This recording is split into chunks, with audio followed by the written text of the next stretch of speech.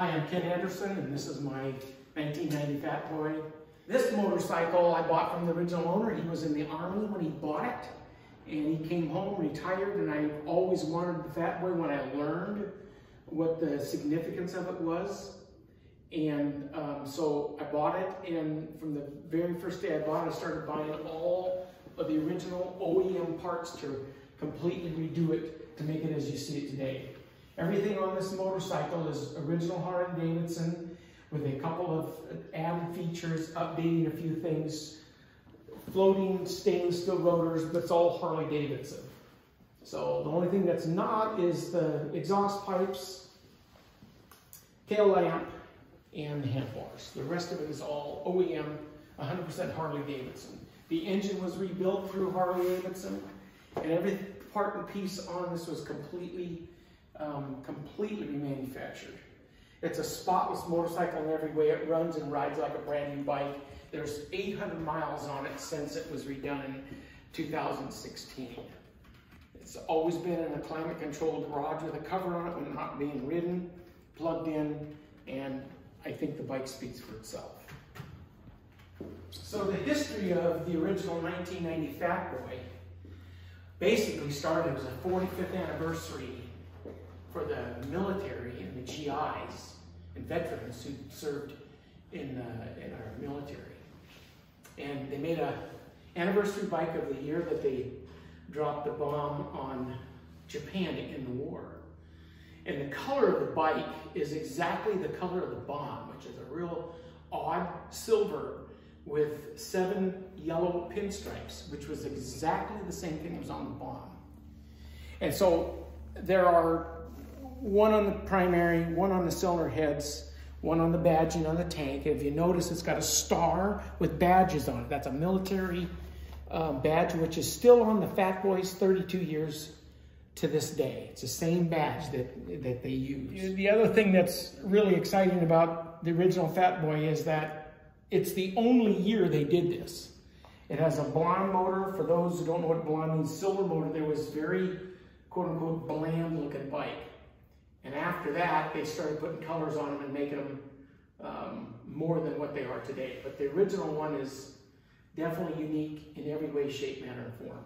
This is my rendition of what a Fat Boy should look like. I took the liberty to change a couple things, putting the style headlamp on it, sole saddle, which is a stock seat, the shotgun pipes, which is aftermarket, late model controls and mirrors, but all Harley Davidson.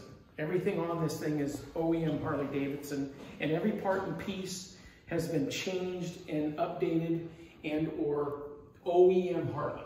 I'm a big believer in if you're going to make a motorcycle and have it nice, leave it Harley. I don't want a bunch of China parts all over this motorcycle. And therefore, I've done a really good job on that. Even some of the details going, all the hardware is button head, chrome pieces and parts. So it's not big and gaudy. It's a clean, sleek, original 1990 Harley Davidson Fat Boy.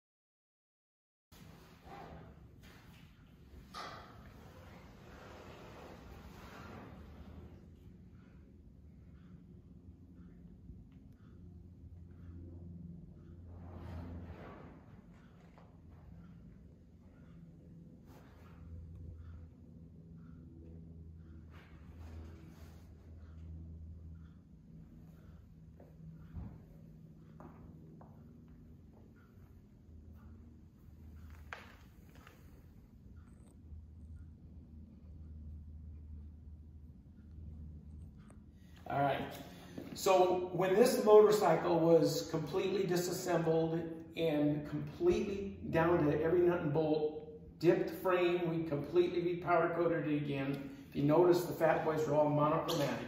So the fenders, the tanks, the badges, everything was all disassembled and completely painted, and then reassembled. The engine itself was done at through Harley Davidson, so it's a brand new motor with all Harley Davidson parts. The tires are brand new. Every part and piece was completely redone. The headlamp is a Nestel headlamp. The factory one was one large headlamp, which for the purist, if this isn't something he likes, it could be removed and put the stock one on there with in minutes. But I did not want to distract or take anything away from or cut it all up. It's mostly factory Harley Davidson stuff, but a rendition of what I thought looks better on the Fat Boy. So every part and piece, from the decals to the cylinder blocks, every part and piece was brand new through Harley Davidson. I bought all that stuff before I ever built it, kept it when I took it all apart to paint it. So the pipes are aftermarket, but they're a shotgun pipe made for a Fat Boy to keep that look of a true Fat Boy. But if you notice, you get rid of that bar that goes in here, it's unsightly. And these sound better, they perform better. It's a brand new carburetor that was on there as well. I didn't take anything, I didn't have it rebuilt. It's a brand new Harley Davidson carburetor. So the transmission and the clutch and all that stuff was refurbished because it was in excellent condition. This motorcycle literally has 26,000 original miles. So it was a nice piece when I took it apart to repaint it and to refurbish it, to restore it. But it's even nicer now because it's literally a brand new motorcycle. So the rotors, if you notice, are stainless steel drilled rotors. They're Harley Davidson OEM stuff, but I upgraded it. They don't discolor, and they're just a nicer looking piece for your stopping power. The only thing that's not factory on here besides the headlamp and the pipes, the license plate bracket and the tail lamp is smoothed and cleaned up a little bit. I didn't like the gaudy looking stuff that came on it, but that's that part was added to it. I just took the liberty in doing what I felt was a nicer looking bike. All the rims were completely taken apart, all cleaned up, all completely redone, polished and clear coated. And then everything on the, there's some added features. I put some chrome pieces on there. All of the hardware is chrome button head pieces just to add that cleanness to the bike. The switch housings are late model along with the mirror, so it looks like a newer bike than it really is. But once again, to the purist who would want to make it stone stock, uninhibited, none of that stuff is hard to change. But for a boulevard brawler, this bike has been really, really handsome in every way. So I'm offering my 1990 Fat Boy for sale.